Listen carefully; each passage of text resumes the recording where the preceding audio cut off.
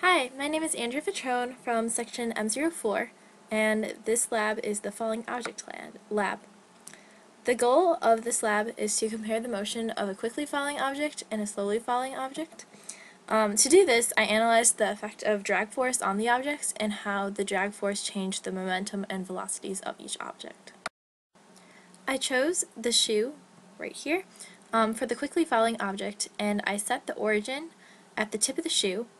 The length of the shoe is 0.27 meters, which I got from online, or no, I actually measured it, and I used this to calibrate the system. The shoe will fall in the negative direction, so I'm going to play it.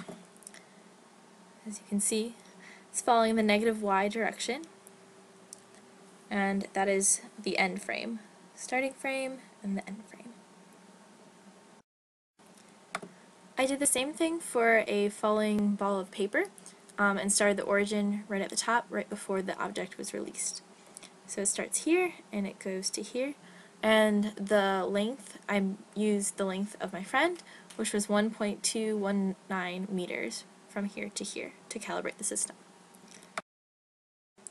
I decided to model the motion of the falling paper to analyze what would happen if only the force of gravity acted on the paper.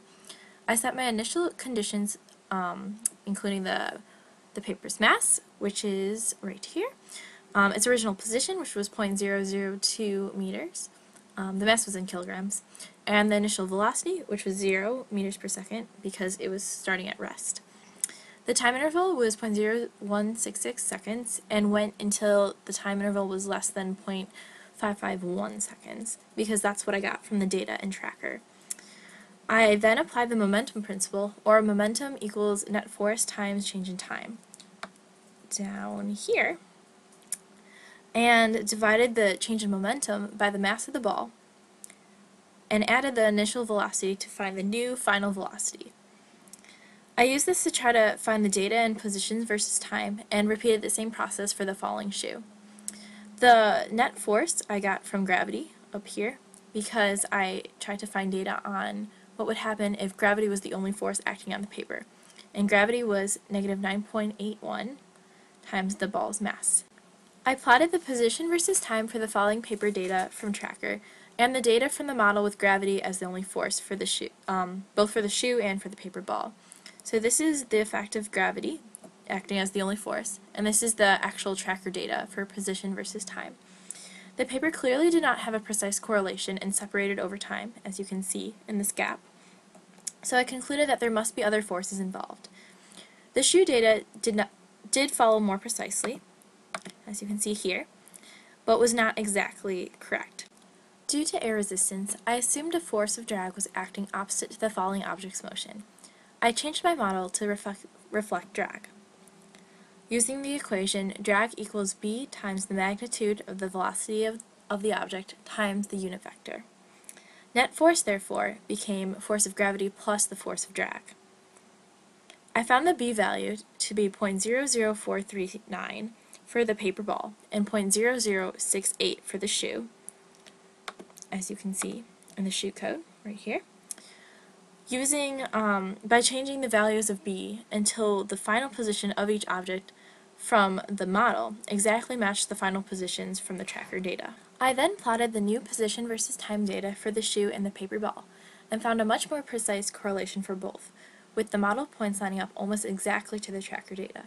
And this is the shoe's points for position versus time, position in meters and time in seconds, and the paper and position versus time, and you can see the correlation here is much better and with less separation at the end.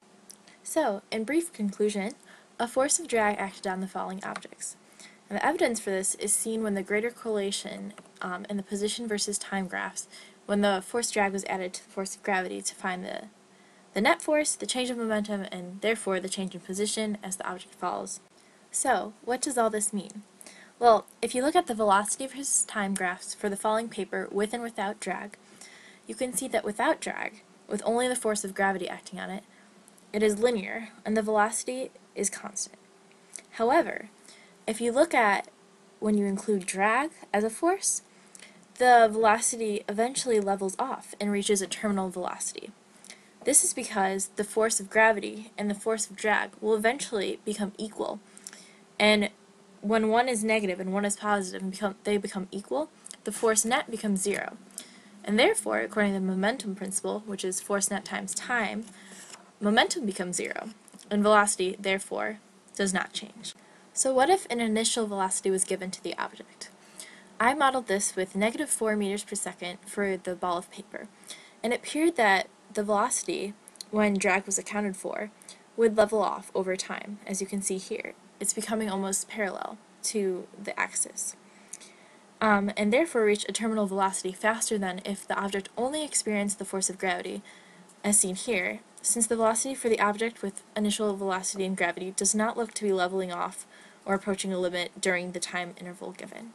And therefore, for falling objects, the objects will reach a terminal velocity more quickly when a force of drag is applied and accounted for in a net force. Thanks for watching!